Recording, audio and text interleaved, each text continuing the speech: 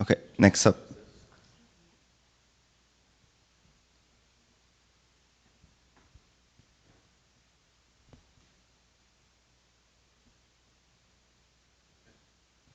Next up, Will from Pusher is going to talk about building a durable pub sub message bus in Haskell.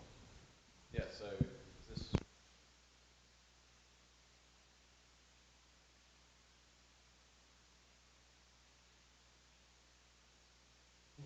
No.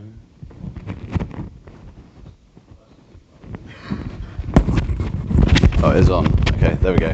Is that better?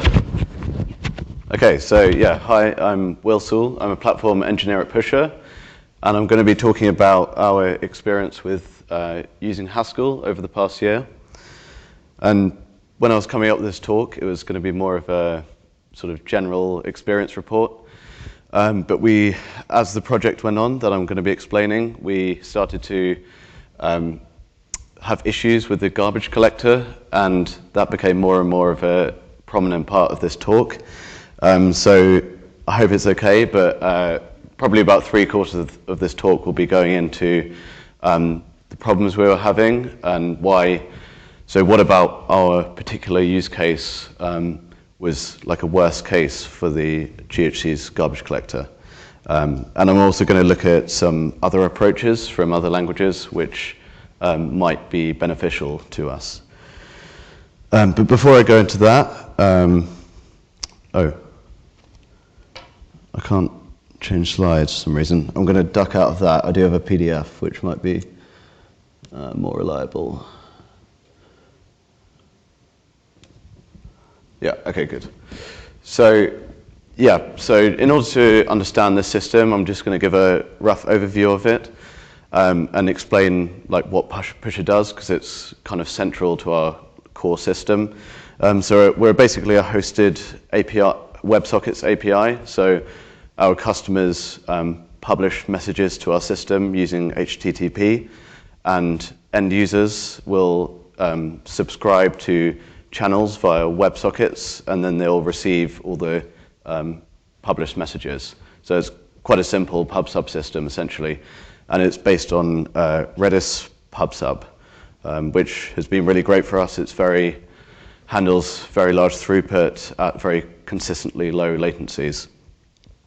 But there's one major drawback with this, and it's that if an end user loses connection for a short period of time, this is particularly a problem with mobile devices. For example, if you go under a bridge while you're on the train, you're going to miss all the messages that are published during that period of time.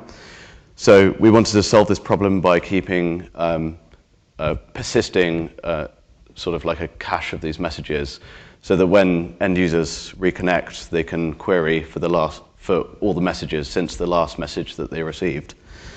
The problem is so previously the system was completely stateless. Once you have some state, then you have to replicate it to a sufficient degree so that if there's any kind of system failover or if there's a network problem, you can fail over to a new system which has an up-to-date state. So in order to solve this problem, we needed a new message bus that stores this history of messages. We also used the Raft consensus algorithm to provide this durability guarantee. I was going to go more into so we actually spent a lot of time implementing Raft consensus in Haskell. I'm not going to go into too much detail on that just because it would take too long, and I've got enough to talk about.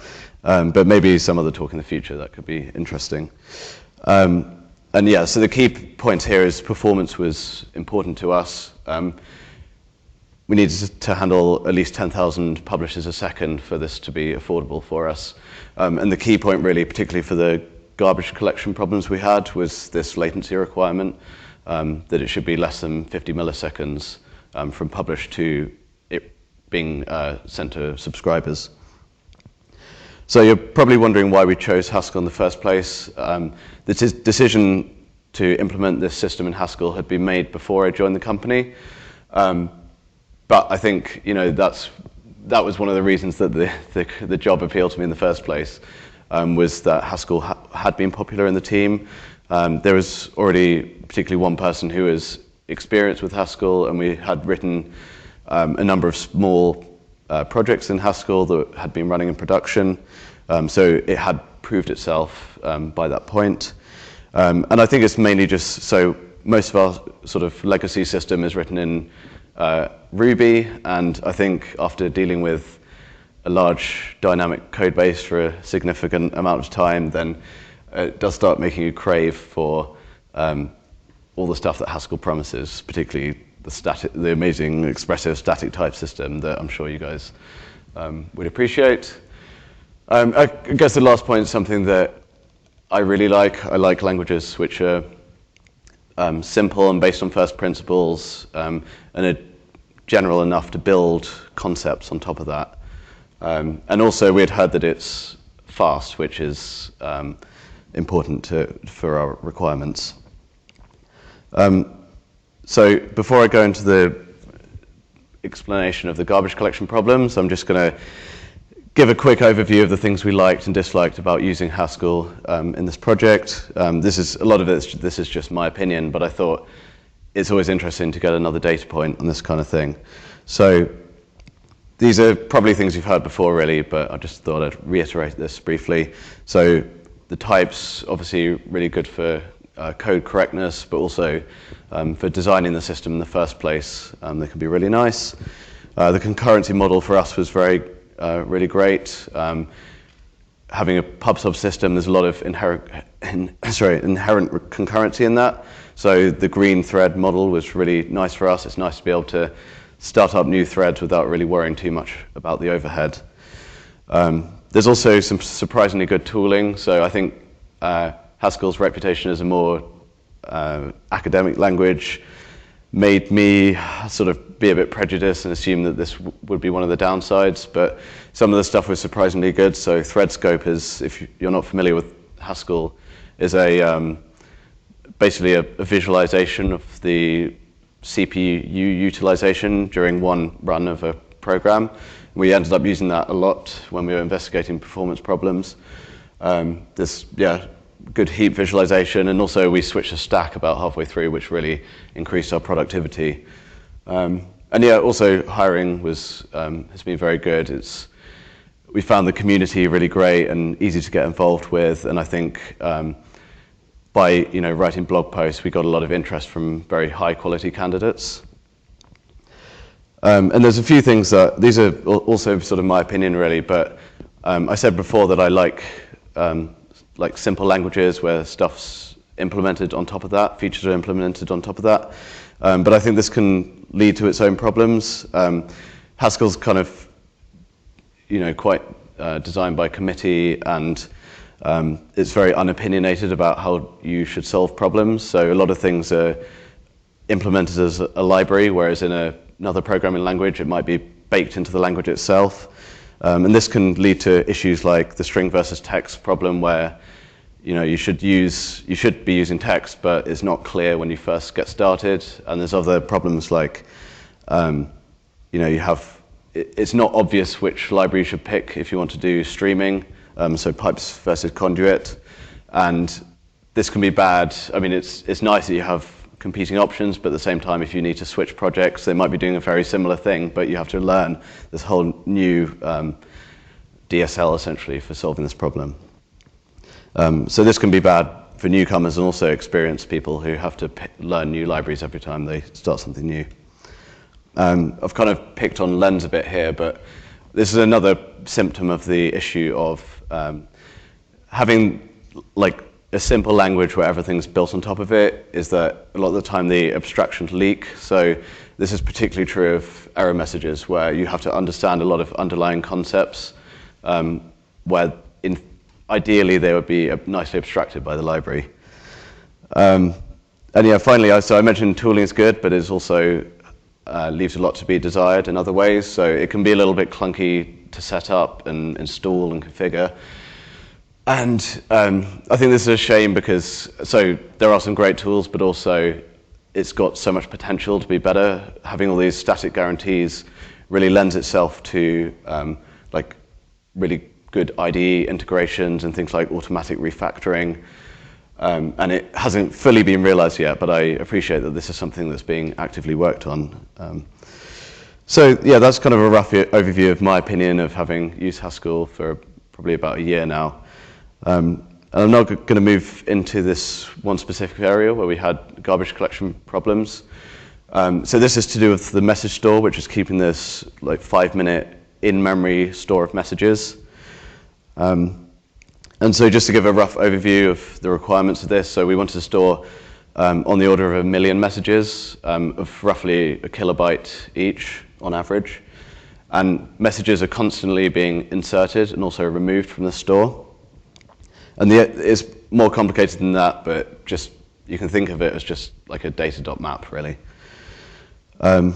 So we started running this on our staging cluster, and we realized that there was occasional latency spikes. So we opened up ThreadScope, and this is just a screenshot of what ThreadScope looks like.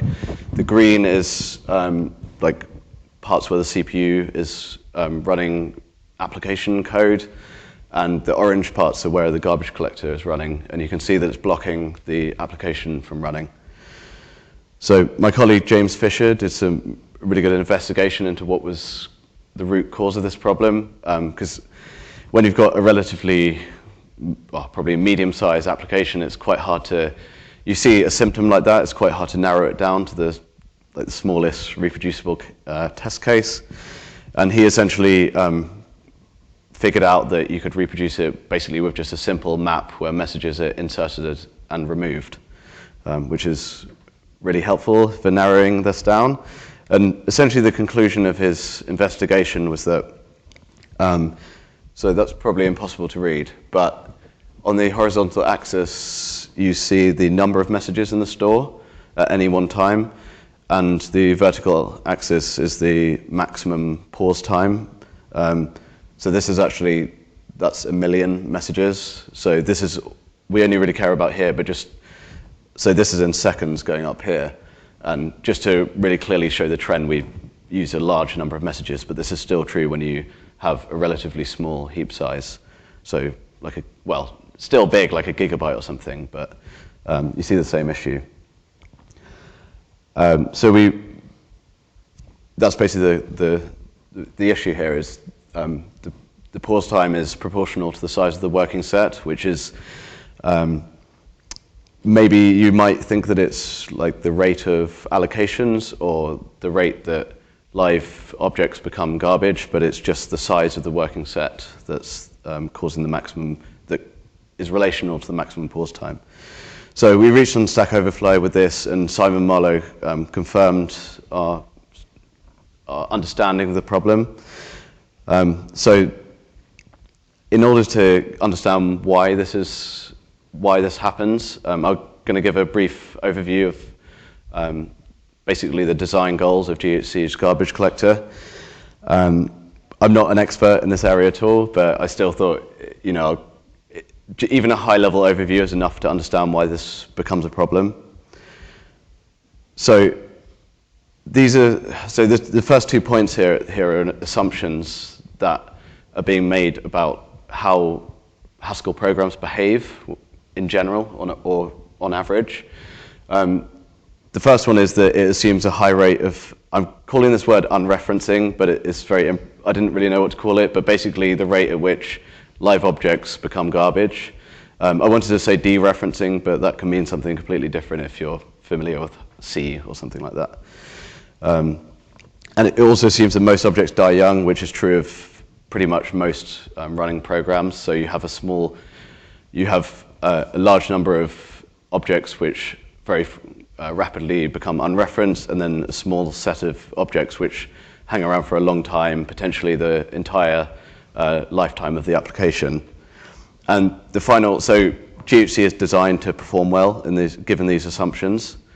And the final point is something I sort of keep seeing, and it seems like more of an arbitrary trade-off, so you often need to trade one for the other, throughput versus latency. So given these design goals, I'm going to look at the characteristics now, which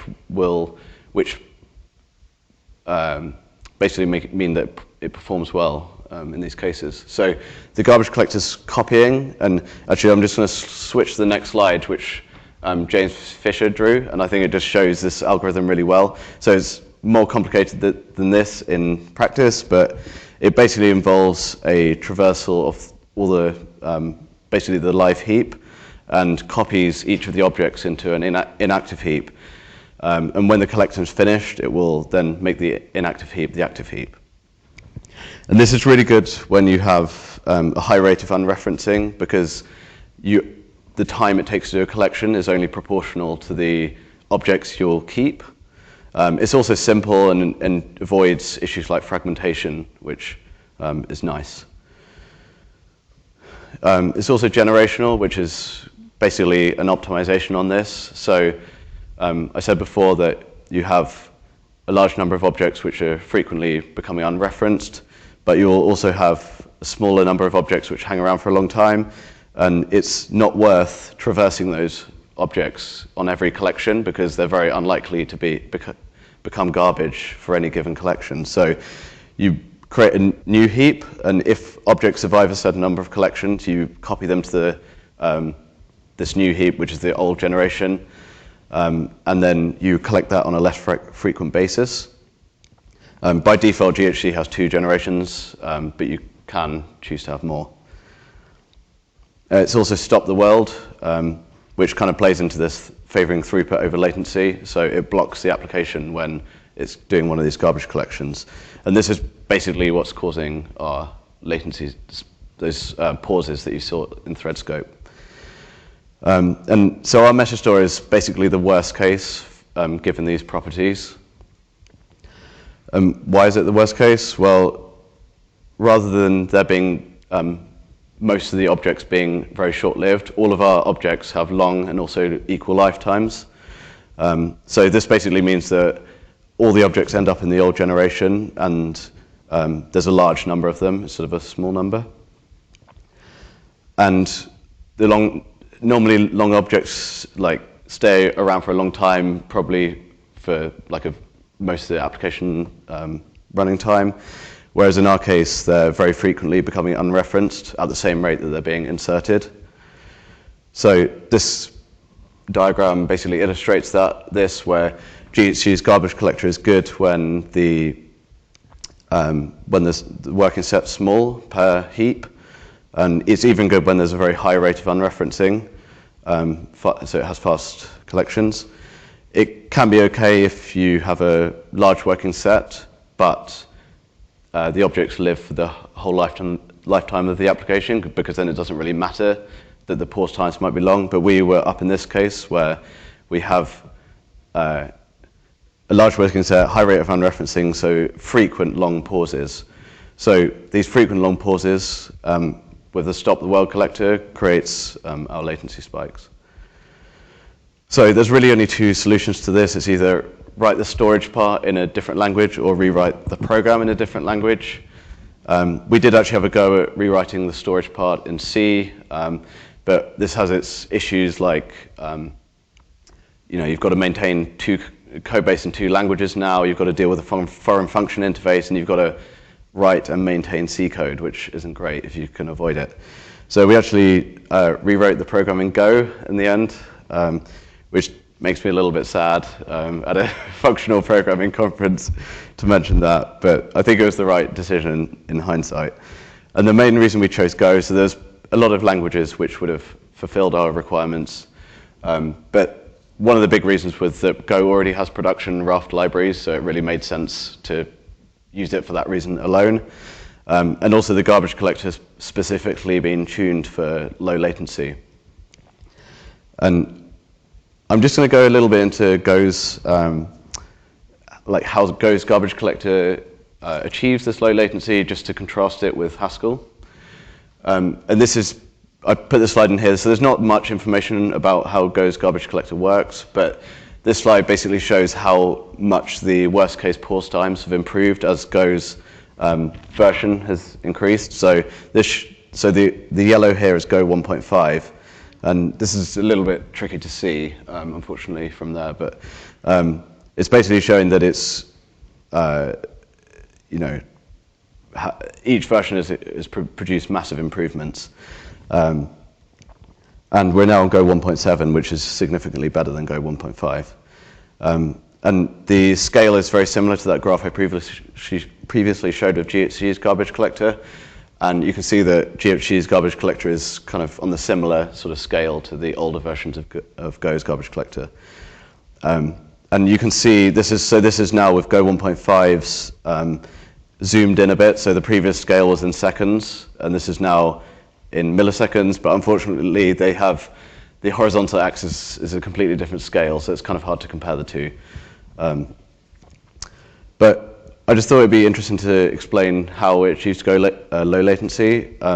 So rather than a copying algorithm, it uses tricolor mark and sweep, which is an in-place collection algorithm. So rather than copying live objects, you basically free the unreferenced objects. And then you might have to do some kind of compacting to avoid issues like fragmentation. But the key point is that this algorithm lends itself to being run concurrently. So most phases, there are some phases of each collection which are stop the world, but in general, probably about 80% of the time is run concurrently with a mutator. So that obviously is good for reducing these pauses. And GHC does actually have, so you can optionally turn on for the old generation a compacting algorithm, which is similar to Go's version.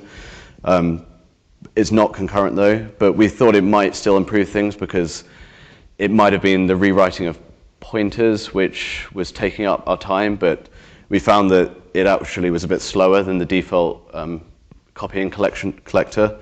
So, maybe it's just because of the traversal of the heap, which was causing these slow pause times. So, I don't know. It seems like in theory this might be a good approach to the problem, but I don't really know too much about it, and I'll be interested to learn more if someone has more experience on this particular part of the garbage collector. And I just thought, so I've been using Go for about 3 months now. I thought I'd just quickly mention how I found it compared to Haskell. So I do miss a lot of things that have previously been mentioned, the expressive type system, the clean syntax. And I do appreciate that it strives for simplicity, and I think that's often a good choice for like industrial settings. But there's some things like not having sum types, which I don't think are conceptually a hard concept to learn, but they can be very beneficial in terms of just general program correctness. Okay, but yeah, in general, I've enjoyed it. So this is now running in production, which is probably the best sign that we've made the right choice here. And I just thought I'd mention a few things, future work that's coming for GHC's garbage collector, which could improve things for our use case. So Simon Marlowe mentioned some possible improvements here that would help. So it could either be made incremental, which is a bit, I believe, how a Camel's garbage collector works in the old generation, where you don't need to do an entire heap traversal for each collection. You can do a little bit and then stop, or do it concurrently like Go does. But this can be, given the existing implementation, it'd be very hard to retrofit it with this functionality. But since then, there's two promising approaches. There's this thing called compact regions, which is a special kind of data type that basically doesn't need to be traversed during a garbage collection, which probably would solve our problem. And I think this is coming in GHC 8.2. And there's also this very new idea that I just saw in the GHC wiki called linear types. I don't know too much about this, but apparently one of the possible applications is a kind of type of type-safe manual memory management. So this guy, Gabriel Scherer, did a follow-up blog post to ours, and he basically implemented the same benchmark as we did, and shows that in OCaml you get very good pause times, very good worst-case pause times. And this is because it uses incremental tricolor mark and sweep in the old generation.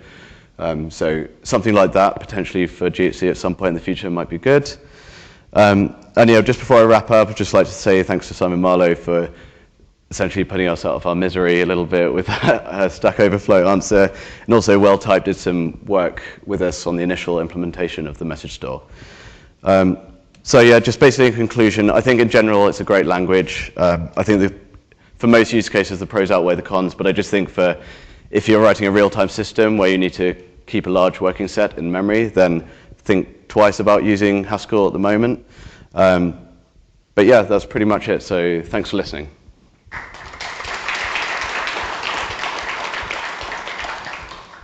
Questions? You have time for maybe one question. A thing just to think about is another implementation technique for kind of message bus style systems. A thing that you can do that works incredibly well and can get you really very low latencies indeed is to have a memory mapped file where you keep your messages in a kind of, in a circular buffer, and you don't treat them as ordinary language level data structures. You keep them as essentially kind of off heap storage, and the off heap storage is in the format that you're going to send over the wire anyway. So if someone connects and needs a replay, you can do it kind of shockingly fast. And I think the incremental GC for Haskell would be great. It's awesome to have it in OCaml. There's lots of things you can do better because for building kind of soft real-time systems, but also figuring out how to keep things out of the midst of the GC altogether. And you can get, you can go from having, 50 milliseconds worst case latency to, a small fraction of a millisecond with those kind of techniques. Yeah. I mean, do you think the complexity of using a memory map file would be better than implementing it in C, for example?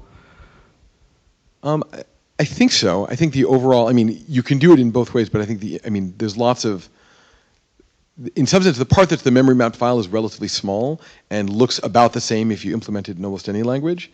But there's lots of other things that are in your system other than just the stuff that's shoving bits out the door. And it's nice to write the rest of that stuff in a language like ML or Haskell that has a kind of richer and more expressive type system. Yeah, that's true. Yeah. Okay, thank you, Will.